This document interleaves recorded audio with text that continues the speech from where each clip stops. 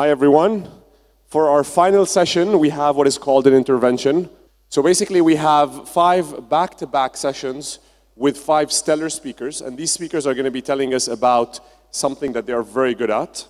I'm going to introduce the moderator, and then he's going to walk through each speaker and do the session. The whole session altogether is around 70 minutes. So moderating this session is Paul Papadimitriou. Paul, please come on stage. Hi, guys. I know it's getting late, so you guys are starting to get a bit tired. But you know, these 5 guys that we'll have now are very, very cool. But I'm going to get started because I don't want you to stay for too long here. So the first one I'm calling is Gary Stewart. Gary? Hi, Gary. So he's going to talk about the case for corporate venture capital. Is that correct? Yep. Hello, hello. Yeah. So the stage is yours for 10 minutes. Okay. Be awesome. Cool, I'll try. All right, so I'm going to stand over here. Let's see if this works. Yeah. All right, cool. All right, so thanks for listening to us. I'll start basically with a picture. This is me. It was about, a long time ago. And the idea was that this was me when I was growing up in New York. I grew up actually in the Bronx in the United States. Luckily, afterwards, I kind of got access to some good schools. So I went to Yale College, where I studied political science. So earlier when Mike asked me what I planned to do in 80 years, and I said I had never know, this has really been the case of my life. I mean, first I was studying political science because I thought I wanted to be a politician. Then I went to law school, practiced litigation for a couple of years, before then moving on to becoming an IPO and M&A lawyer. And then finally, when I was in Spain at that point, then they said to me, well, we think that you should move to a local salary, because at that point they were still paying me as an expat. I decided to become an entrepreneur. And that was when, in 2006 I started my first company. It was a property search engine. We raised about 4 million euros in financing. The company is still existing today. It's still in Spain. But just after 5 years, I kind of decided, well, I'd like to try something else. So I moved to Madrid, where I taught at a business school, IE Business School in Madrid. I ran their accelerator program and also taught entrepreneurship. Before one day, all of a sudden, I got a call from Telefonica, and they said, we're going to start an accelerator, and we'd like you to run it in Spain. And I said to them, no, I'm not interested in working for Telefonica. I'm not interested in working for any kind of corporate. And I think that what I found that as I was preparing for this speech is that this is kind of a generalized sentiment, even many years afterwards. So this is an article that I found in TechCrunch from this past summer saying corporate accelerators are an oxymoron, meaning that basically they don't make any sense. This is another article that I found in tech.eu saying corporate startups, you know, the good, the bad, and the plain ugly, and the majority of the article spoke about the ugly parts of corporate acceleration. And I think a lot of it has to do with this idea, which is that people get really afraid whenever they see a big guy trying to partner with a little guy. They just don't think it makes any sense, and they somehow think that the little guy is always going to end up getting screwed. I think a part of it as well is that entrepreneurs like to think of themselves as like really cool. Everyone is kind of like a Neo in training, you know, the one that's going to fight the world from the big bad, ugly guy in a suit, here represented by Mr. Agent Smith, I think his name was. So the idea is that you don't really want to mix. The idea is that the corporate is the enemy that really doesn't make any sense for you to liaise with. And I think, lastly, when I was thinking about this, a big part of the problem as well is that a large part of the mythology of entrepreneurship has to do with this idea of disruption. And who are you going to disrupt if it's not for the big, bad corporate that's making all that money, and that you are going to try and get some of it from them and make the world a better place by basically killing Microsoft or Apple or Google? So these were the top 4 critiques that I found of corporate accelerators. The first one is that corporate accelerators have undue influence, meaning that somehow or another they're going to try and shape the innocent startup into something that the startup shouldn't have become. And also, usually they say, well, there's no interest alignment between the startup and the accelerator because the accelerator is not taking any kind of an equity stake. It's kind of weird because if you do something for free, people say that's bad, but if you take equity, they also say that's kind of bad. In the case of Wira, which is where I work, we do take an equity stake precisely because we do want there to be this interest alignment.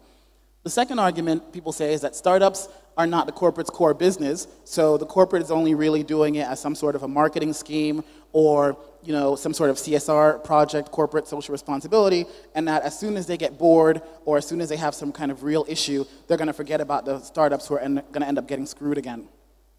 In the case of Wayra, this hasn't been quite the case because, as I'm going to explain later, I think that there's been a kind of shift in the market where corporates are realizing that the reason to support entrepreneurs or entrepreneurship has nothing to do with marketing, but more to do with the survival of the corporate itself.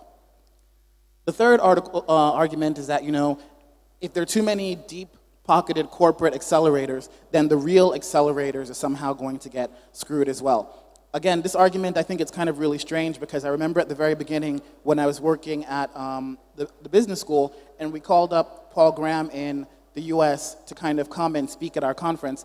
He basically said, I can't come to speak because I'm really, really busy, but what I think is that you guys should try to copy our model in Spain where you are right now. So if the guy who's kind of like the most famous and the originator of this idea is inspiring people to use it in kind of open source way, it's kind of weird now that the accelerators that have been developed over the last few years somehow seem to think that they have some sort of intellectual property over the concept. And lastly, they say corporate accelerators still don't have a lot of traction, but at the end of the day, as someone pointed out in one of the panels before, corporate accelerators like Wayra have only been around for 2 to 3 years. It's the same thing with any startup. The cycle really has to be judged on a 7 to 10 year basis because that's how long it takes for any kind of startup, whether it be a corporate or a traditional startup, to really kind of be able to demonstrate real traction. So why, at the end, if I kind of thought Telefonica was kind of this big evil monster, because at that point I was still in my kind of startup phase, why did I join? Well, because some of my friends in Spain said, you're kind of stupid. Look at how big of a company it is. So Telefonica has access to about 316 million customers worldwide, and last year they had revenue of about 58 billion euros, or 57 billion euros. So it's a pretty massive company. And again, one of the things that I asked when I first came in is, what is your motivation for doing this? And actually, Telefonica didn't really, I think, explain it to me. It was basically this slide from a partner at PricewaterhouseCoopers who came to visit us, a partner from Silicon Valley, who came and he said, it was about 2011, he said, the global economy remains uncertain. This is when everyone was talking about bailouts of Europe, bailout of everything. The US economy still wasn't kind of where it needed to be. And I was like, okay, that's weird. But then he said, but over half of about 85% of the CEOs think that their own growth company is going to grow. And they understood that the only way to grow the company was by developing new business models, introducing new products and services, or changing their existing products and services. So at the end of the day, I think corporates owe a lot to Steve Jobs because they started to realize that if you can't start to iterate like Apple, if you can't start to think about how you're going to be relevant as we move ahead in kind of a very technologically advancing world, basically you might end up like Kodak, which is dead. So the idea, I think, is that corporates started to realize that it's not only about helping startups because it's a nice, pretty picture that you're going to have on your wall, but also because at the end of the day, if you're a company like Telefonica, what you start to realize is companies like WhatsApp all of a sudden kill all of your SMS business. That's kind of taking away a whole line of business. You have companies like Skype that also remove your roaming business because people no longer call long distance. They just FaceTime or they call on Skype. So you have to basically figure out how you're going to stay relevant going forward, and it becomes about pure survival. And what you do have at your disposal is lots of money, 64 billion in revenue last year, and access to a lot of customers. So why don't you figure out how to work with the startups when they're still young, before they become, startups grow really, really quickly. So when they're still in that very, very early stage, when they're trying out their ideas, why not work with them then? It's probably going to be a lot cheaper than trying to acquire them for $19 billion. So I think this is a problem because today a lot of people have been talking about, Lebanon and how the ecosystem is and whether or not, it's strong and comparing it to Silicon Valley, et cetera, et cetera. Well, I also, being American, I guess, I kind of look at the comparison between the US and Europe. So this is an article that was in The Economist about 2 summers ago, and what they basically said is that if you look from 1950 to 2007 at which countries or continents created the biggest companies, basically in the US it was 52 big companies created, and in Europe only 12 were created. So what that basically means is that Europe, as they said, has a problem of entrepreneurship. If you can't kind of foment entrepreneurship, then basically you're not going to be able to compete in the global economy as Europe is finding out right now. So this is what we do. At the end of the day, it's basically all about providing a physical space where entrepreneurs have their own modules. They stay with us for about 10 months. They get 40,000 euros in exchange for, as I said before, 5 to 10% of the equity. We have academies in pretty much all of the countries where Telefonica has an operating business. So that basically means 7 countries in Latin America and 5 countries in Europe. And we've invested a bit of money in all of these different startups. So again, even from a business intelligence point of view, just kind of knowing what the future trends are going to look like, we've already seen, these numbers are kind of outdated, 25,000 applications. That gives us a lot of business intelligence as to what's exactly happening in the market, being able to then kind of compare it to how this is playing out across all the different markets where we have business. We've invested about, at this point, about 15 million in about 500 startups.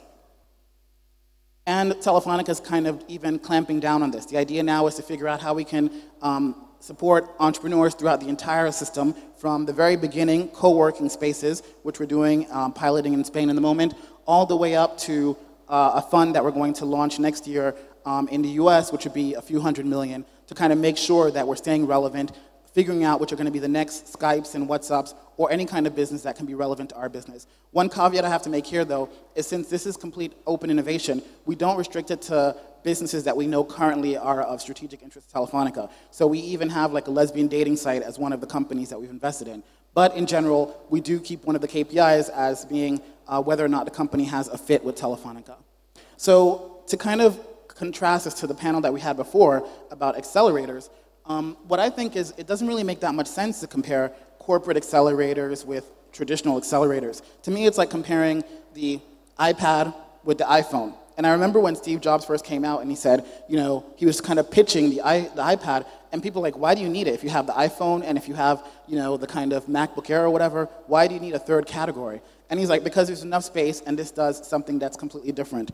And I think that what we do that's different is, well, first of all, what do we do that's the same is we also make sure that we benchmark like what our top competitors in the UK ecosystem, in my case, are doing in terms of financing. So we're making sure that we help our startups to get financing. But we also can do something that very few other accelerators can do, which is to give startups access to real customers and real clients. And so we see this, that even some of the biggest funds in Europe will eventually come back to us and they say, you know, how can we get you guys to work with our startups? Because when Spotify, for example, had difficulty penetrating the UK, the Spanish market in terms of premium services, they struck a deal with Telefonica. When Evernote decided that they wanted to kind of get greater access in the European market, they struck a deal with Telefonica. So what we're trying to do basically is to say, okay, well, it's great that these big companies are striking deals with Telefonica, but how about if we can help our startups to scale up by giving them access to those same opportunities? And so this is one example, which is a company called Dautissima. It was a guy who was a venture partner at DFJ Esprit, which is a fund based in the UK in Paris, and basically came up to us and he said, I have an idea to create a health and beauty website, but I want to launch it in Latin America, specifically in Brazil. And I know that Telefonica has a really huge operation in Brazil. So we helped him to launch the website. And at this point, I think he has more than 8 million users. And at the same time, he's found that one of his biggest clients is actually Telefonica, because since it's in our strategic interest to foment e-health in Latin America, we're actually paying him, I think it's about $50,000 a month, to basically create branded content for us. So that's an example of a win-win, where right now he can kind of go to Silicon Valley, which is where he's at, and then tell the investors there about the fact he's actually validated this model, thanks in large part to the agreement with Telefonica. So that's been a brief explanation as to kind of why I think that corporate accelerators are here to stay and actually have an important role to play in the ecosystem. Thanks for your time, and if you have any questions, I'll be around later. Thank you. Stay there for just one question. Come on, at least. All right. There's a lot of, and you listed them, a lot of critiques about corporate accelerators. At the same time, come on, in the startup world, just corporates in general get a lot of slack because, you know, we don't like corporates. I do work with a lot of them. Maybe the question I have is that you have a good blueprint here of what you do at Wera, but I'm still seeing when I talk to other, and I'm not asking you to make any comparison or to throw anyone under the bus, but I'm still seeing a lot of resistance from corporates that they see, okay, they're still in the phase like, oh, we should do that for marketing purposes because it's nice and because innovation, because startups, you know, all these buzzwords added together, that makes this the case for an accelerator, but they're starting to get serious about it, but they just don't know how to do it, how to build it. So what would you recommend if anyone here wants to build a corporate accelerator from a corporate? what would you recommend as the basic, there was a recipe website as the basic ingredients to make it work? I would say hello? Okay, thanks. I would say the same thing. I remember when I was a startup entrepreneur myself, they were saying you have to kind of like reason by analogy, right? So what I would do is actually look at the models that are working, figure out what's not working, and how to optimize it. So what we're seeing in Telefonica, for example, is that all of the other telcos worldwide are coming to us to figure out how they can either partner with us or how they can actually improve upon the model that we've created. I think that's a good thing. Look at what's working, look at what's not working, and come up with a better model. But in general, I would say that it got to the point last year that so many corporates were coming to us figuring out how to partner that at the end of the day, we even thought about how to make this into a separate business line, because you're right, all of the corporates are thinking about it because it's a matter of survival of the fittest. And if they can't figure out how to evolve, they all know that they will die. Thank you. Give him a round of applause. Thank you very much. Our next speaker, Mario, you can come on stage whenever you want, Mario. It's actually funny, this is the first time I met him today, and I was talking to him earlier today, and I realized that he lives in Manila. I used to live in Manila, and if we were living at the same time, we would actually be neighbors, because he lives exactly across the street from where I used to live. Is Mario ready? Come on stage. Here's your mic. Sorry, I'm very shy. So. Yeah, you're very shy. You gotta see he's not shy at all. Come on, encourage him. Come on, please. Thank you. Okay, so let's talk about sales. Who of you here is in a sales job or as a sales function? Pretty ladies, etc. Who thinks sales is important? Okay, that's nearly 100%. Let me all tell you, either you are an accountant or a real salesman, you're all in sales. Everything is about selling. There is nothing else. And I didn't bring you this to show you the ABC, always be closing, because it's very cheesy. It was very cool 40 years ago. I didn't bring you here to tell you the ABC. Because what people do not understand is that sales are just a result of multiple closures. Sales is just a result. The sales itself is not a closure.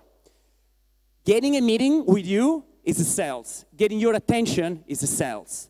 Getting a contract negotiation is another sales. So there are all little steps you need to micromanage in order to ultimately close the sales. So that's the true meaning of closing the sales. So for instance, I was working for Rocket Internet, the so-called dark empire in the startup world. And now I'm unemployed. And what do? I build companies in Asia, right? So how do I get attention of people? Like this. Like this. So that's my business card. I build companies in Asia. So these automatically help me qualifying the lead and get his attention. Because if I hand over my business card to someone, and this someone is interested in building a company in Asia, I get his attention. I have a closure right there, right there. If someone is not interested in building a company in Asia, why should I spend my time on him? Why should he spend his time with me, right? So that's a closure. So, but let's break this down a little bit. The very first sales is with yourself. Visualizing it, it's very powerful. This is how it works. You have to really visualize what you want. There is a lot of techniques, but simply put the fucking image in your head and make it happen. This is how it works. Second, the mindset factor, because if you're visualizing it, the mindset works. It's just the synapses are working completely different. And it has been studied, like in psychology, if you visualize something, you're most likely gonna get it, because really the whole body, the whole energy goes towards this direction. Enthusiasm and perseverance. Sales is like hitting on a girl in a club. I'm not joking. And you only look about one thing. Is she hot or not? That's it, right? That's the only thing you will look when you try to hit on a girl in a club. And you have 10 seconds to approach her with something funny, okay, to get her attention, okay? And that's perseverance and mindset. And believe me, I do this a lot, okay? Successfully. So sales is also a form of persuasion. Even my cleaning lady had to kind of sell herself to me to be hired. Even if you go through an interview process for an accountant position, you're selling yourself. It's self-branding. Because you are competing with other people, and there's only one position. Why should I hire someone which are equally qualified, a pool of equally qualified people? Which one I'm gonna hire? The person that strikes me as the best, has best personality. I believe he's enthusiastic as a hell when he talks to me. Like, that's absolutely normal. When you compete with other candidates for the same position, you're all equally qualified. The only difference is job interview, right? Because paper don't lie. But the job interview, the only difference, it's you. So it's the mindset factor, it's the perseverance, and the enthusiasm. And that's bring to self-branding. Now, you also have to understand that sales are the fuel of any single organization, big, small, or gigantic. Because you can have a great product, a great customer service, but if you do not have sales, your company doesn't deserve to exist. So keep this in mind. Are you hot or not? That's all that matters. These are the 6 rules of persuasion. There is a very nice video on YouTube, put the 6 rules of persuasion, but let me summarize. These are just 6, but I strongly suggest you to look at the video because he gives a nice visual about it. So the first is reciprocity, which in Asia is very important. That's where I live, because reciprocity is the base of relationship.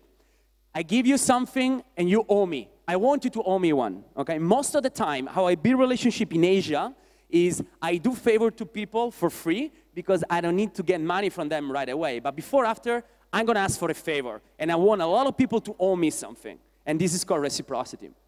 Scarcity is one of the first principles. Why, when there are economic rebounds, like in Manhattan, house prices going down, but then rebounds and goes up again. Because Manhattan, it's a closed island. You cannot build islands anymore, right? There is no ground to build anymore. So there is very scarcity of land, and it's a very important place. So scarcity, when something is perceived as scarce, is automatically more valuable. The video here, in this video, they will show you the Concorde flight. So when Air France and British Airways, they announced they will cancel the Concorde flight because it was not economically making sense anymore, sales went just crazy up. Like, they couldn't fulfill anymore. The website was literally crashed for a couple of hours because people were just buying tickets because it was perceived as scarce. Authority, that's bullshit, okay? That's all the crap. Because I consider myself a sales specialist, sales expert. Why? Because it's written in my LinkedIn, because I can write it on my business card, because I go invited in conference to talk about sales. So yeah, I'm an authority, okay? Try to be an authority. People have to trust you. Consistency. You have to gain throughout the meeting, throughout the sales process, throughout the phone call, the email, whatever is your sales process, you have to gain little consensus one by one. Because if someone says, are you looking for a car? Great, so that's the problem for you. When you try to close the sales, the guy cannot tell you anymore, well, I'm actually not looking for a car. So what do you mean? You told me you looked for a car a second ago. It's very difficult to be inconsistent, okay? So that's something you have to seek throughout the sales process. Liking. It's obvious that people, they like to do business with other people that are similar. They pay compliments, okay? They feel comfortable to do business with. And then there is consensus.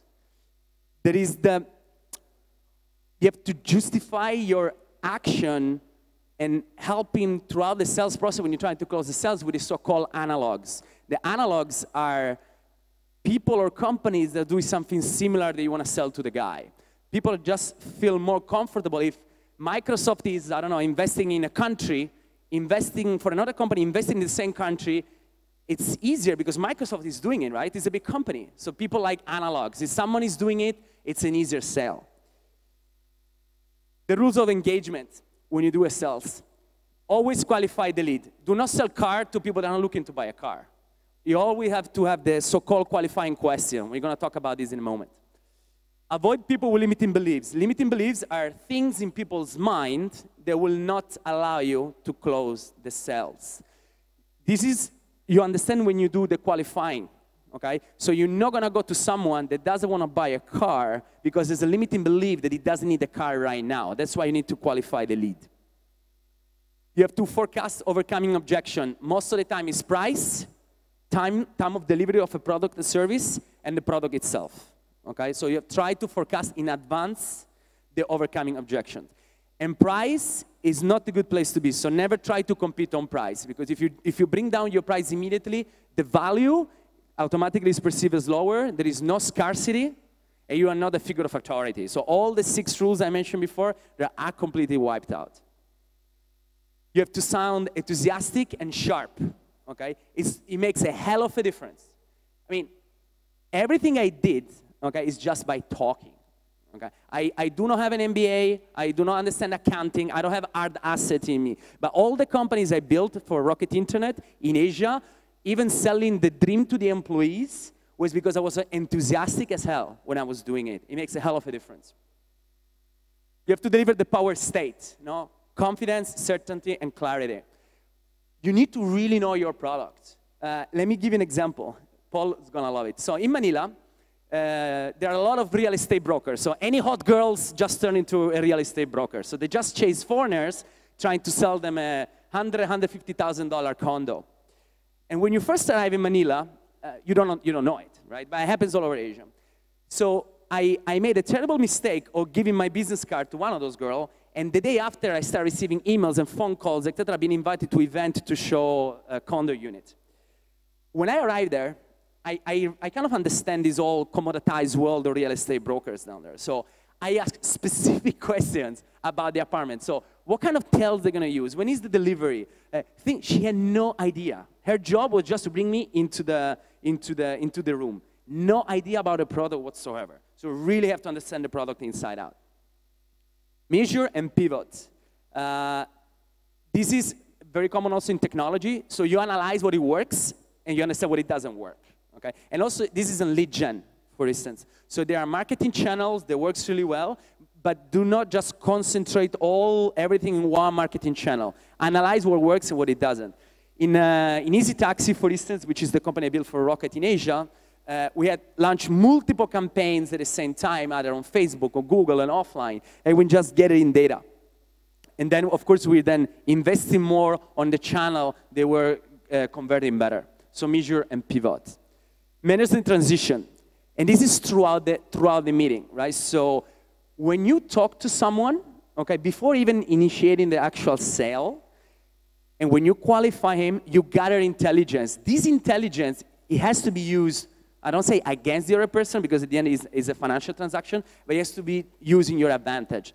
And a typical managing transition is, okay, so based on what you told me, this is the perfect product for you. Because if you're looking for a car, which is between $20,000 and $40,000, which is red, or you want it, there is a lot of sun, so it's white, etc. So based on what you told me, this is the perfect product. That's a fantastic transition. Because again, people cannot say, oh, I don't need a car. What do you mean? You told me you need a car, right? So people cannot go back. And never say money aside, because money and never aside. Money is a very important component of a sale. So I have sometimes somebody that try to close me, okay, so Mario, money aside, do you like the product? What do you mean money aside? So you're gonna give it for free? Of course not. So never say money aside. That's bullshit. Fail to prepare, prepare to fail. That's something that happens very, very often. People arrive completely unprepared to a sales meeting. When I walk in a sales meeting, I know everything about the company, their business, and the person I'm talking to. I look at him on Facebook. I look what he likes on Facebook. Just when I want to date a girl, it's the same. So if I know a girl that likes a movie, I'm going to watch the movie before dating her. So I have higher chances to succeed, okay? You have to arrive prepared to a meeting like there is no tomorrow. How do you prepare? So there are two kind of preparations. The empirical, when you study the actual company, industry, know their competitors, know their regulatory frameworks that they can have. And then there is the emphatic research that goes toward the person. If you're meeting someone, most likely has a LinkedIn, spy on his LinkedIn. Look who is connected. Maybe he's connected with a friend. Let me give you an example. In Asia, sorry, I keep saying Asia because that's my area of focus. Before talking about business, will take you some months. Before actually talking about business, asking for business. But you have to meet him months before because it's relationship-based. But when you walk in a meeting and you see a picture of a dog on the desk of someone, it's very easy for me because I love dogs. So I will talk about dogs for hours. That's a way to break the ice and engage the person. Do not talk about the weather. If someone walks in my office and said, yeah, today it's raining, get the fuck out of my office. Right, literally, get the fuck out of my office. Please do not talk about the weather. So once you are prepared, you also need to make sure that you are talking to the right people. most of the time, you're talking to the wrong people because you want to pitch a product and you're talking to someone from tech department. Why would you talk to someone from tech department? So you have to make sure that you know who the decision maker is and what is the decision-making process. That comes at the end. Okay, so you are perfectly prepared. Now it comes the meeting. The perfect sales meeting is 45 minutes, no 1 hour, 45 minutes. Why? Because there are certain things that need to happen throughout the meeting. First of all, you have a chit-chat. Okay, you talk about the dog. If he has all this trophy about golf, learn about golf. Understand what handicap is. I hate golf. I had to learn about golf just to talk about golf with certain people. So you sit down and you need to have a script in your mind. You need to have a script, but shame on you if you have a script. So, yeah, my name is Mario Berta. I work for Rocket Internet and Easy Taxi. No, it has to be fluent. Okay, you really have to dominate the pitch. You have to dominate the pitch. So you sit down and you have the qualifying question. You need to make sure that the person in front of you is the person you want to talk to because he's the decision maker and wants to buy the product you want to sell. There is no point to move ahead. So qualify the lead. The sales structure is throughout the meeting, you introduce yourself, your company, and your product in that order. Qualifying questions, yourself, your product, your company. Sorry, your company, your product. You always have to be very straightforward on how your product or your service is going to benefit the counterpart. Is it going to make your process cheaper or your delivery faster? Is it going to increase customer experience? Is it going to solve real problems?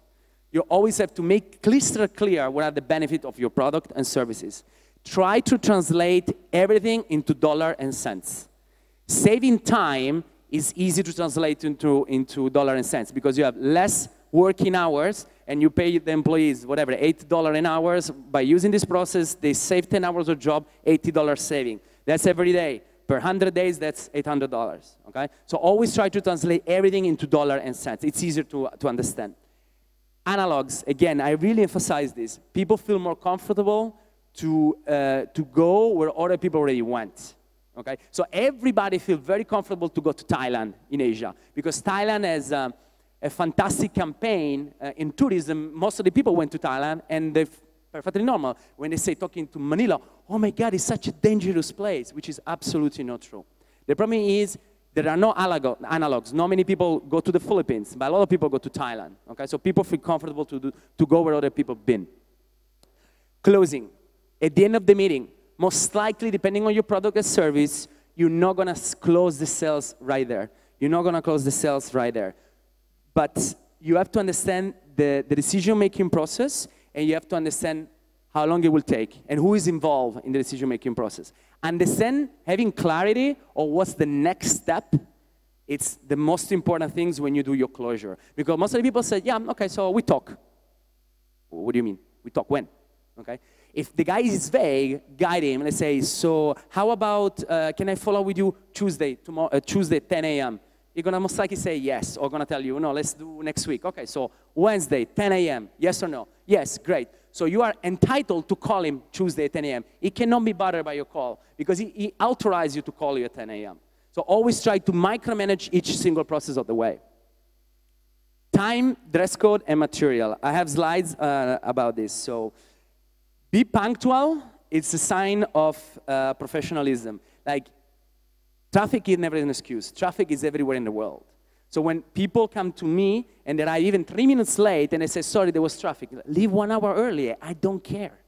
This is how it works. This is how business works. So two very powerful tools. One is the smile. This is Guy Kawasaki's slide.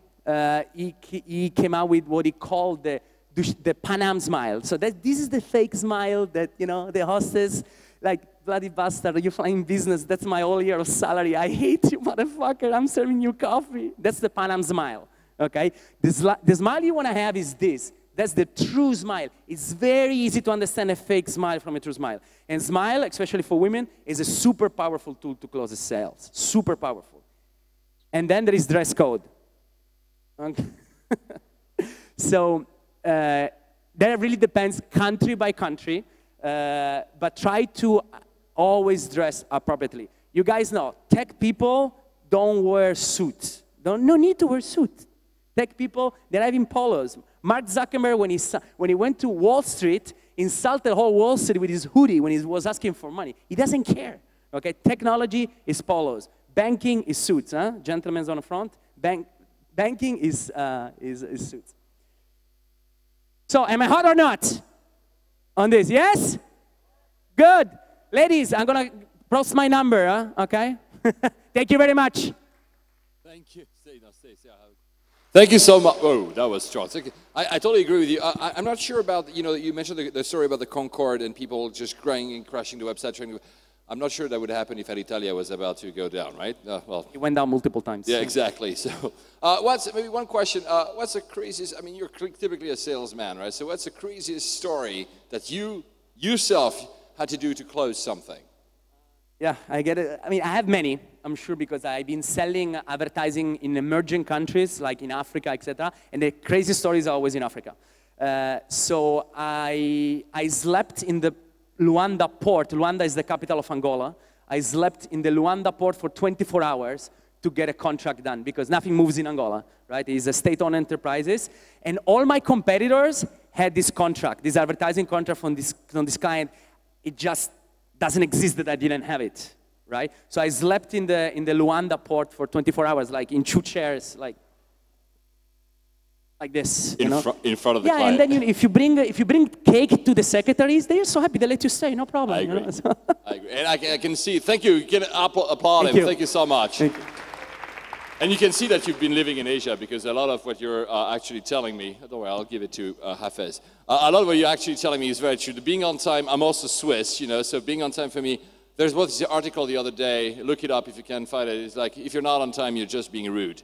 And I understand I'm in Lebanon, I'm also Greek. Greeks usually, we say, we have dinner at 8 and we show up at 11:30, but be on time for business. So now our next speaker, hello Hafez Virjee, here's your microphone. Yes, do that, please.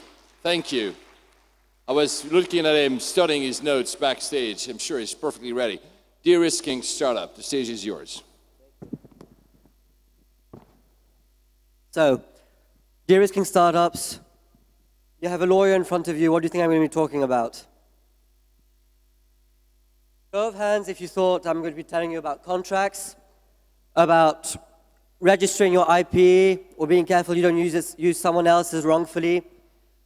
How much I'm going to cost, tax optimization, right legal vehicle for your investment, or Lebanon startup ecosystem. Those are all valid points, and I'm going to touch upon some of them. But I'm going to take it for granted that you've got contracts, that your IP is registered, that you know what tax planning you need, you know what legal vehicles you need, and as you went to this morning's panel on Lebanon startup ecosystem. As for costs, okay. I wanted to give you a figure, but my slides are not staggered. Okay, so as for costs, you tend to think of them as, I'm assuming, sunk costs, not necessarily as risk management. I'm going to give you a figure. £10,000 per annum. That's how much it costs British startups on average per year as a result of legal costs and fines due to inadequate legal risk management. That's a result of a survey that was conducted earlier this year on 250 British tech startups. This afternoon, we're going to look at how we can improve legal risk management and therefore value. And specifically, I'm going to be telling you about how to make safer exits and therefore stronger relationships.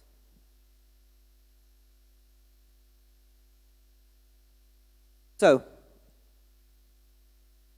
quick run through modes of exit of a contractual relationship. I'm assuming you're familiar with these, but otherwise, you can get out of a contract by performing it, so standard sale and purchase. Through expiry, natural end of an NDA. Transfer, if you're spinning off part of your business. Termination by agreement. You've seen neither clauses in shareholder agreements. Termination for breach, I'll be coming back to that. And sometimes there was no agreement in the first place.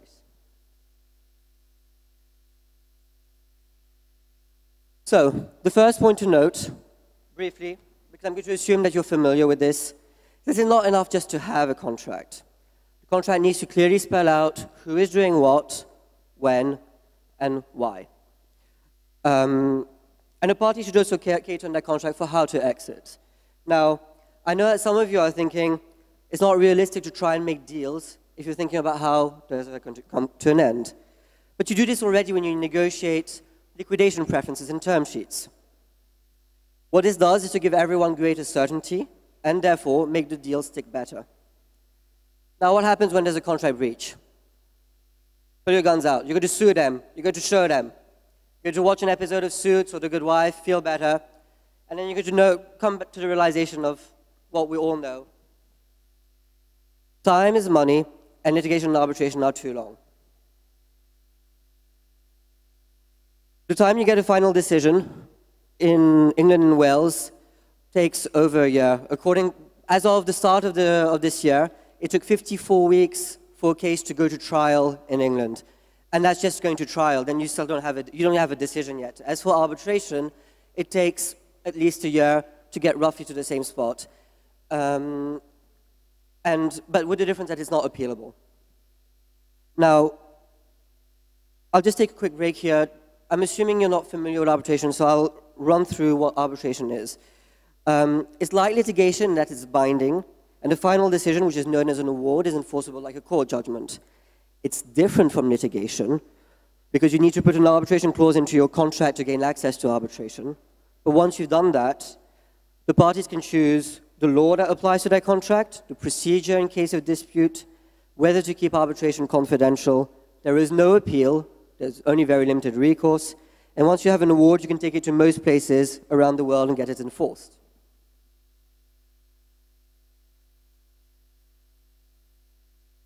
So back to our initial question.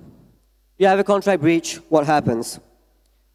Well, you're not going to pursue litigation and arbitration because of time and cost, unless you're sitting on a gold mine, or if you absolutely want to be proven right, which is a possibility. But for most of us, we're going to look to try and negotiate, maybe get a mediation to get to a negotiated settlement. Otherwise, the startup can take the hit, or it goes under. Whatever the answer, you're going to move on.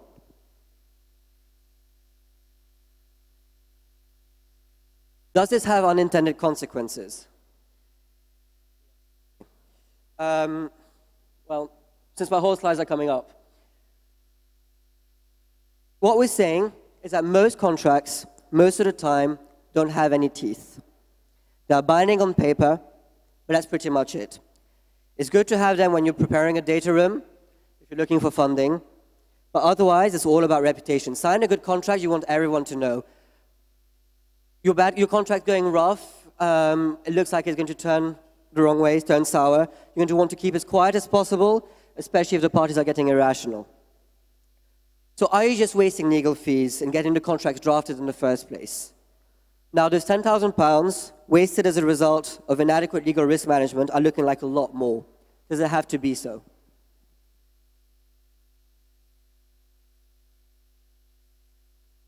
There's a trend towards greater efficiency in dispute resolution. Courts are trying to streamline procedures. Arbitral institutions are issuing new rules with more emphasis on cost efficiency, on time, and they're even trying to innovate with emergency arbitrators for interim measures. But time remains an issue, as we saw earlier. It takes about a year for you to get anywhere. And then there's DDoS dispute resolution, which has taken an innovative approach to arbitration, which is backed by some of the leading names in the field. And the system is designed so that arbitrators can issue decisions on the main issues within roughly 2 to 6 months, depending on the amount in dispute. It's the fastest system in the industry by multiples. And who says less time, says less cost.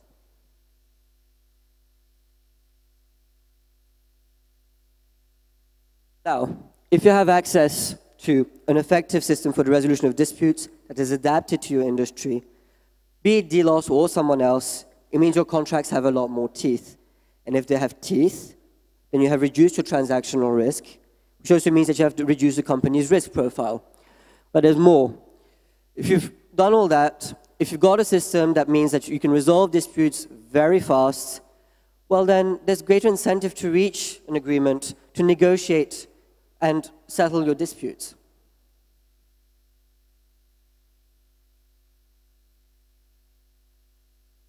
So you got now a sense of the saving in terms of time and cost you can achieve if you think through dispute resolution carefully. I'll conclude by putting up 2 quotes from Senior Litigation Counsel at General Electric, and thank you for your time. Thank you so much. Maybe the question I would have for you is, I mean, it's a topic that not a lot of startups like to think about, because even though we talk about, oh, failing is okay, nobody actually realizes that failing might come from some legal framework, or from people actually think their failing will be because of the product. So maybe the question I have for you is how easy is it for you to actually talk to startups and get them to actual reality that we have legal frameworks, that you have to find ways to, because it's not the first thing you think about when you do a startup. You just don't give a shit, sorry for the term, you just don't care at the beginning, and especially with this whole dogma of breaking the rules. So anyway, so how do you approach startups? Do you see it's a difficult thing to do for you or not? Well, everybody wants more certainty, because that's what allows you to predict your business. So when I'm talking to a startup, that's what I'll tell them. I'll tell them 2 things. Greater certainty, because you know that you have something that meets your needs at the end. And second, it's adapted to your needs, because it's quick. It's quick. Ladies and gentlemen, please applaud him. Thank you so much. And I'm expecting my new speaker that I haven't seen yet. So Till, is he? Oh, here he is. Oh, I wasn't sure you were backstage. I'll give you my microphone. He took it away with the other one. No, don't be sorry. That's okay. Oh, Samer saves the day. Even better. Thank you very much. So according to Mario that we heard before about closing sales, I look like a banker. It looked like a techie. Or is that, I don't know. This is just a look. Okay, the stage is yours. Thank you. Thank you very much. And R and ahoy. So this is how we are. Yeah. So this is how we say hi in Cologne. I'm Till. I'm the CEO and co-founder of the European Pirate Summit and Exec.io. So CEO and co-founder of Pirate Summit and Exec.io. So what we do is we organize invitation-only and exclusive events for startups and venture capitalists all across Europe. Why invitation-only? So we started in 2011 as a very small conference, invited our friends, and we wanted to scale and wanted to get the word of the Cologne ecosystem to all the people in London, to Paris, to get some international VCs to Cologne. So we invited and spread the word about the conference, and it somehow took off. So Mike was writing about it on TechCrunch, Robin Wouters was writing at that time for The Next Web, and so on. It grew a bit, and at 2012 I decided to make it a full-time job. And so Pirate Summit grew to right now 1,500 people, all of them hand-selected, and all of them are on the right page, on the same page. They have gone through the same shit. They have gone to the same roller coaster of starting their startup, their idea. And Exec.io is basically the more serious event we organize. It's a very much more exclusive conference than the Pirate Summit. It's a bit more for the later stage companies. It's where we connect the startups and the VCs we have from the Pirate Summit and connect them with the corporate executives. So there's a huge demand on the corporate perspective on how they can be part of the ecosystem in Europe, and we're trying to build this kind of bridge to bridge this gap. So, but I'm not here to talk about the Pirate Summit and Exec.io. Just a few impressions of, just a few impressions of how it will look like. All right, so this is Mike. This year, and this is the Burning Man we have, and this is we like fire. But I'm here to talk to you about how to network and prepare for events. So I've seen and organized and been to, I guess, 150 or even more events across Europe, all of them focused on startups. And I've seen a lot of mistakes going to be made in the preparation time, afterwards in the follow-up, during the event. And I was just thinking, I think it makes sense to write down the most important things, how to prepare and how to make the best out of it for conferences like this or other events. So the first thing is you have to remember you're always missed by the team and your clients at home.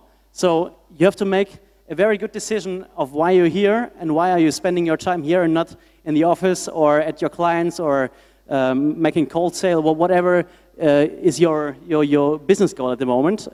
So you always have the cost of traveling to conferences, like hotel, flights, and so on. It's almost always minimum 1,000 euros, maybe even more. So tickets for some conferences even are 1K if you don't have any contact. And on the other side, the opportunity cost. So you have to make sure that there's a return on investment on each conference. And the easiest way to find it out, would it make sense to attend, for example, the Pirate Summit or the BDL Accelerate here in Beirut, is what is my most important business goal at the moment? Is it funding? Is it getting a first impression of the ecosystem because I have no idea what's happening? By the way, it's a very nice effect on people who are attending their first conference and they're going to the Pirate Summit. It's like this kind of a what the fuck moment. If you see the pictures with the robots and the fire and right across the biggest brother in Europe, at the first event, it might be very interesting for them. So it's just like it highly depends on the kind of goal you are currently aiming for. So let's take, for example, some funding. You're looking for funding. What stage are you in? Are you funded by business angels? Are you bootstrapping? Are you looking for a seed? Are you Series A? Whatever. Make sure that you have a very good idea and rough estimation of what you're looking for in terms of funding, and then select the events. So there are very many calendars. Tech.eu. Mike Butcher is going to publish a list every year, or I think he published a list of the events he thinks it's worth going to. And you should check out these events. They are, almost every event has its own USP of why you should go there. Sometimes it's a lot of students, sometimes it's many Series A investors, sometimes it's the best way to expand to Russia or whatever. So it's highly depends on your business goal, and every event is different. So get an idea about what's the most important business goal at the moment. For example, funding, you go to NUA conference in London. For recruiting, you select the business schools in your area, or if you're looking for engineers, you're going to some engineer schools. If you're looking for funding, for example, for pre-seed or pre-Series A stage, then you might be able to go to events hosted by some accelerators like the demo days, even if you're not part of the accelerator batch. Get press. This is almost every event. There are some press people. Potential customers, you go to very selected, targeted audience conferences. So so every event has the USP, and you have to choose it by the definition of the biggest return on investment of each event. So your job is to do the necessary preparation, and this will look like this. You have to make sure that you know your pitch you're going to present to the people you're in the audience. If you're going to be on stage, you have to be very, very sure what are you talking about. You have to make sure that the guy you're talking to get it within the first minute of your explanation, and it makes more interest. It makes it even more interesting to dive in deeper. And for that case, you have to have prepared an even deeper or even longer pitch deck, including maybe a demo of your startup, or a more sophisticated pitch deck. So depending on the kind of people you're talking to, the pitch might be adjusted, or might have to be adjusted, because VCs need to know some different insights than the press people, for example. So always make sure that you have run through all the potential talks you want to have at the conference. You have prepared in your mind, maybe with your business partner or a wingman, whatever. And secondly, if you have that fixed, you're going to be looking for the event apps. So I think there are right now 30 or 40 event apps. I get almost every week a new event app notification. The most famous ones are BizAbo or Mobile Event Guide. I think almost all events have something like that in place. So they have prepared an attendee list where you can just see who's coming, and then based on your business goal, based on what are you going what you want to achieve, you will select the right people and fix dates to meet, or fix times to meet at the conference. Okay, so at the event, of course, you have to have business cards. You have to get them out. You have to get business cards from other people. Talk to every guy who might be interested in getting to know more about your startup. Please be just not rude. Don't behave like a normal person. Don't interrupt people when they're talking to other people. It's always good to have a wingman, as I already mentioned. It's much easier to get in touch with them. Even easier if he maybe already knows a few of your potential targets, so he can give you an introduction at the event. And for the hustlers, it's a special tip. There are many VIP dinners, speakers dinners, sponsor dinners, and as well. I hate myself for saying it, but if you're really interested in spreading the word about your startup and get the most out of it, you should go and try to get into this kind of dinners and whatever. So the follow-up is you have all these business cards and you need to instantly follow up with them, because I really hope that you left a very good impression, and it's within the first 7 days afterwards, it's the best time to follow up. They like you, they were interested in your product, in your pitch. So it's natural just to get in touch with them and set up the second or third call and then meeting wherever you're based. It's Skype or even personal again. So yeah, there are platforms for that: LinkedIn, Twitter, and if you don't do that, you're not hustling hard enough, and you're not a real startup. So thank you very much, and best of luck. See you later. And if you have any questions, let me know. Thank you. Let's just stay there for a second. First of all, I love that line. There was a line we said, try to get into VIP dinners and everything. I mean, most people do not realize that, some of us here now, we're on stage and it's easy. But most of us, when we started, we had no freaking clue who any one of the organizers were. I was going to these big conferences and I was like, I don't have the cash to actually get in. How do I get in? And you would actually do that. And I talked to a startup one day. These guys are like, this is too expensive, Paul. I cannot come. I will not come. I said, come on, figure it out. Until the guy actually told me, if I come to the fire exit door, will you be opening it for me? I said, maybe, and of course I did. I didn't want to say that in front of the organizers, but I did not here, right? But you gotta figure it out. So maybe the question I have for you, because I see you mentioned these mobile apps that a lot more conferences use. They seem more often than not to be useless. I mean, you connect to a bunch of people that, I mean, do you see any use? And especially because you said it's your job to find a ways. Don't you think that a lot of these things here could actually be a startup? So we've seen, like, in the last 24 or maybe 36 months, popping up of these mobile event apps, connecting apps.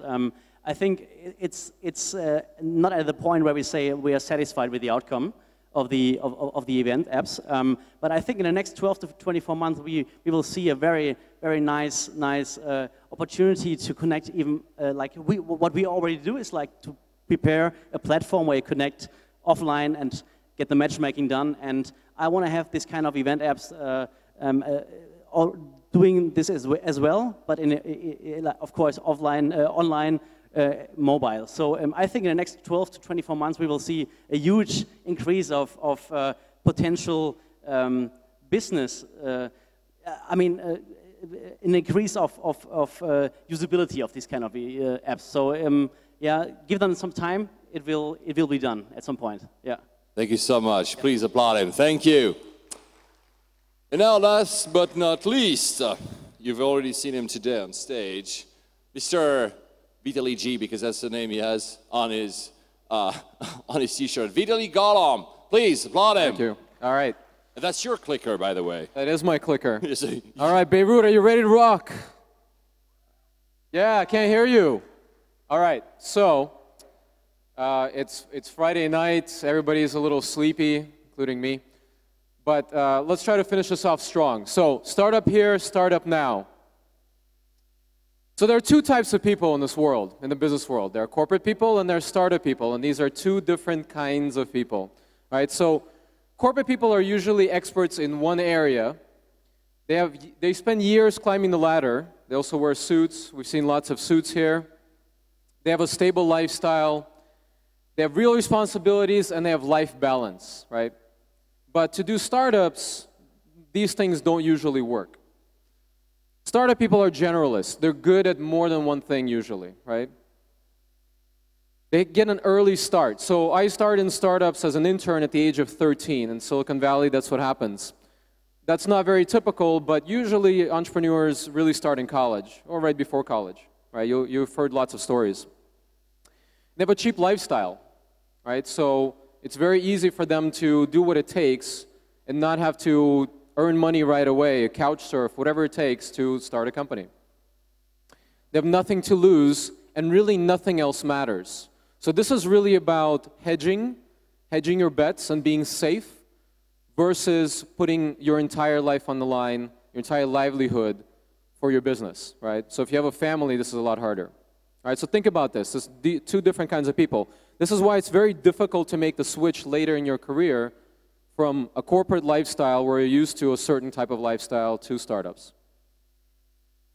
And what is a startup? Well, a startup is not a small version of a big company. A startup is an experiment in search of a business model. Think about that for a second, right? You cannot build systems around a business you don't know, right? You have to experiment and be quick about it. A startup is a company confused about who its product, who its customers are, what the product is, and how to make money. That is a startup. If you have answers to all these questions, it's no longer a startup. And as a startup founder, the default state is failure. If you don't do anything, nothing's going to happen, right? So your job is to unfail your startup. So why would you choose this career path for yourself?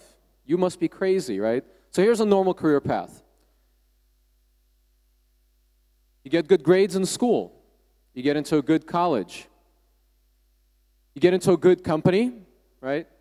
You get regular promotions, and in the US, you retire, you play golf, and then you die. That's normal career path, right? That's what your mother wants you to do. Well, in startups, if successful, right, you're going to get this, right? That's what you think is going to happen, up and to the right. Well, reality is a little bit different. This is what it really looks like if you're successful with a startup.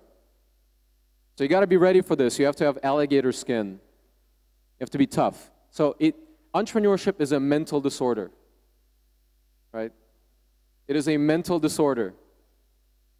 But it takes a little bit of crazy to change the world, right? It's not for everybody. It's for a select few. So you have to be careful, and you have to know what you're getting yourself into. Now, the first thing you need to think about when you start a company, or when you want to start a company, is who is the customer and what is the problem you're solving? You don't just wake up one day and decide, I'm going to do a startup. And by the way, I hate that personally, doing a startup. You're not doing a startup, you're starting a startup. Right?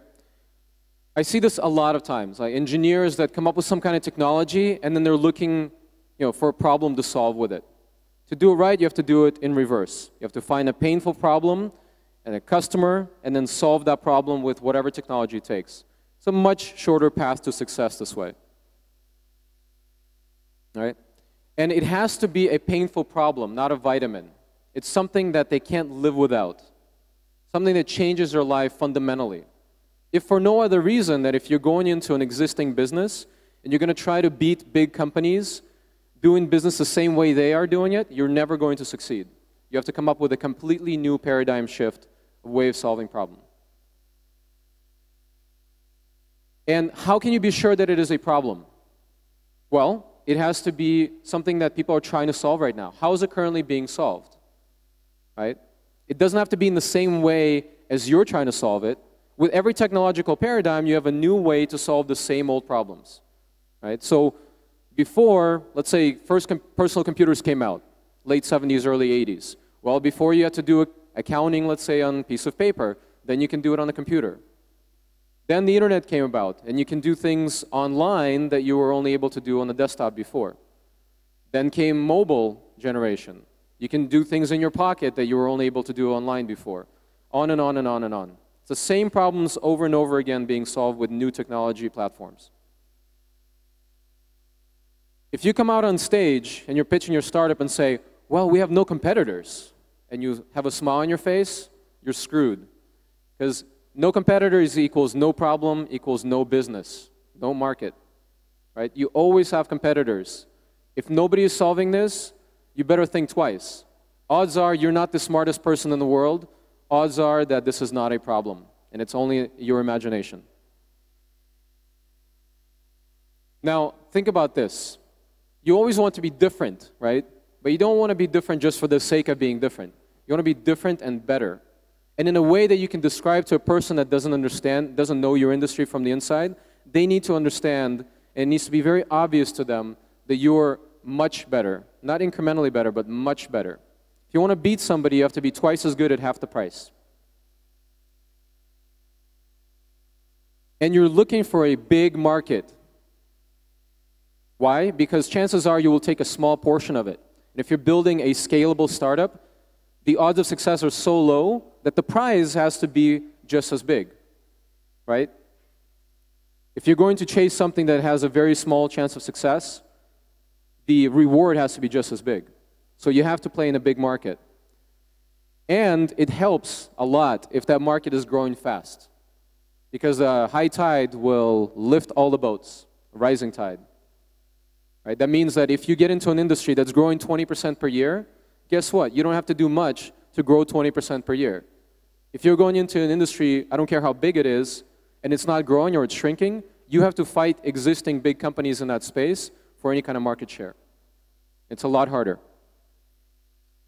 And early on, your main ingredient is team. So focus on that. Right? So a great startup team, as an investor, what I look for is 3 components. First, you need to understand the business that you're in. You need to understand it better than the average smart person. Right? Because why are you going to succeed with this business? Why are you not going to be the person that spends a year, 2 years of investor money trying to learn this business before you can do anything good there? Right? Why are you uniquely qualified to solve this problem? Of course, you have to be able to build the solution. Right? Engineering is key. When we're talking about software, we're talking about hardware, you need to be able to build it. You cannot outsource your core business, which is the product. You can maybe get away with asking somebody to build a prototype for you. You might be able to do it on equity, but odds are you're going to be wrong with that prototype, and you're going to have to iterate very quickly and a lot. So you're going to have to do that internally. Right? So you can't be a guy out of a business school and say, well, I'll just get somebody else to build a product. I'll just build a PowerPoint. It doesn't work that way. And today, design is the cost of admission. People have such a small amount of time that they will give you to look at your product that you have to get them with design. They don't care what kind of database you use, if it's .NET or if it's Rails or if it's Scala or Java. They don't know and they don't care. They care about the user experience, and especially in the mobile world, you have very few seconds to get somebody's attention and keep it. So design is very much key. So business, engineering, and design. That's a startup team. So why here and why now, right? We talked about this earlier, you know, running away to Silicon Valley versus operating wherever you are. So I'm very bullish on the rest of the world. The rest of the world is going to grow much faster than Silicon Valley. And if you're already here, you have a natural ecosystem, natural support system that will help you launch your startup much better than raising a small amount of money and trying to go to the Startup Olympics in Silicon Valley. So first of all, it is easier to start a company anywhere in the world now than it was in 1999 in Silicon Valley. Think about that. So if you're complaining that, oh no, there's no investors here, or it's hard, or I can't find engineers, or this or that, it's an order of magnitude easier and faster to do this. Why? Because of this. The world went mobile, the world has changed, right? This is a famous picture of the Pope being sworn in, or whatever the term is for the Pope being coming in, 2005 versus 2013. It's a mobile world. And today, you have distribution platforms that didn't exist before. Payments are solved. Being able to put your app in front of millions of users in seconds is there, right? You have Facebook, you have Twitter, you have all these platforms, and you can do that from anywhere. Before, if you want to start a software company, you're going to spend your first few $1 million just buying servers and putting them in co-location facility. Now, people take this for granted, but all you have to do is open an Amazon or Rackspace account, right? So these things allow you to do business anywhere. Now, talking about the venture world a little bit, European exits are 25% smaller than US, but the entry valuations are 3 to 4 times cheaper. And investors know this. So Europe produces half as many exits as the US, and this number is actually climbing. 1/3 of the 100 million plus, it's called home run exits, but on 1/5 of the money. Right? So the economics are amazing. This is why I've decided to actually spend a lot of time on a plane, partner up with great people in Europe, and start a fund here. And Europe investments are growing very quickly, especially this year. A big, big jump. So over 35% jump just this year in the amount of capital being invested in Europe. So I'm kind of lumping in Middle East with Europe, but it's close behind Europe. So brace yourselves, investors are coming. Now, a few things that I want to leave for you, right? This is usually a much longer talk, but a few things that I want you to think about. 3 things. Win your home market first. If you're already here, you understand the culture, you understand the local problems better than somebody from far away, and if anybody's going to win this local market, it will be you. And you have much higher chance of winning the local market than you do the global market, right? So that's step 1. Step 2 is as soon as you gain some kind of knowledge, start giving back. It's very important. It's one of the most important things to the ecosystem is that people give back that knowledge and support each other. It's not competition, it's cooperation. That's the only way that the whole ecosystem will grow. And thirdly, help build the ecosystem, right? The ecosystem needs a few different things. It needs talent, it needs density, right? You certainly have density and talent here. It needs culture, certain culture, right? You need to understand the culture. Capital, obviously, and regulations. So this is where the government can help, is with regulations, not necessarily with capital, right? There's a great study, Startup Weekend did a study. I'll post my slides online. You can get the link from there and download the study. But this is what it takes to create an ecosystem, right? Generally speaking. So with that, thank you very much. Follow me on Twitter, and I'll share the slides out. Thank you so much, Vitaly. Just stay there. 2 questions. First, since you're active in emerging markets, no, I'm not going to talk about panels, don't worry. Do you think they're related to the title of your talk? Do you find there's more entrepreneurs in emerging markets than in your hometown of San Francisco Bay Area?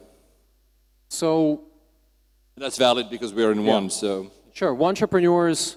So entrepreneurs, there's a positive way to describe entrepreneurs, a negative way. So positive thing about entrepreneurs is people that want to be entrepreneurs. But the negative is people being stuck in that mode and working for a big company, always going and socializing at events and saying, I'm going to start a startup. As soon as somebody gives me money, I'm going to quit my job and do the startup thing. Well, guess what? If you don't believe enough in yourself to quit your job and take a risk, no investor is going to invest in you, period. Yeah, that's right. And then, because you mentioned in your talk, very fascinating difference between the US and Europe in terms of, this is why you actually spend a lot more time in Europe. But I know that at CCC, and we talked about it earlier on our panel, you're also actually looking at the Middle East. So do you see the same kind of dynamics happening here? And again, maybe valid for this audience. Yeah, it's very interesting. So Central Eastern Europe and Middle East have a lot in common. Actually, Middle East has a lot, several things that are better than Central Eastern Europe, and that's density and one united language with a big population. That's very important, right? So Arabic is a huge market that's largely untapped. Like US companies are not really paying attention to the Arabic-speaking market. You can argue maybe Russian is a good market, Russian-speaking market, 300 million in the world, but there's a whole lot more Arabic-speaking market. But the dynamics are the same, and we're interested in, it's a young population, growing population, and needs everything. Just like, Southeast Asia. Right. Well, on that, thank you very much, Vitaly. And thank you, guys. Thank you very much. That was the end of these 5 talks. I see that Samer Karam is running like a madman trying to get on stage. Y'all keep busy while he's actually coming, because I'm sure he forgot that he was supposed to be here. Hello, Samer. Oh, you've been running, right? Hey, come on. I mean, I know it's almost the end of the event, but I want you to give a big round of applause to this guy as well, because without him, yeah, come on, blah, blah, blah. Without him, most of us would not even be here, so. Yeah, be shy. I'm leaving. Bye-bye, thank you.